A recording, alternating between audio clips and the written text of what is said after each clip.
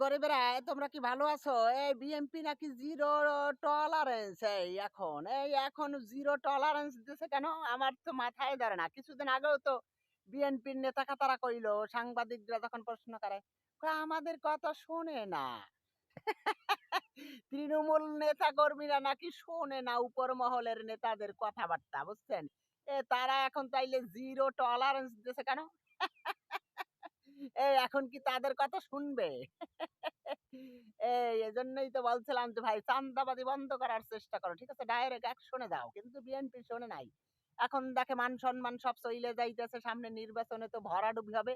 এখন বলতেছে zero tolerance. কিন্তু এখন জিরো টলারেন্স দেউক আর জিরো জাহাজ দেউক, বিএনপি কি পারবে তাদের এই যে চান্দাবাজি দেশ জুড়ে মহোৎসব চলতেছে এগুলো বন্ধ করতে? গরিবেরা তোমরা কথা বলো না কেন? বিএনপি কি পারবে তাদের চান্দাবাজি বন্ধ করতে?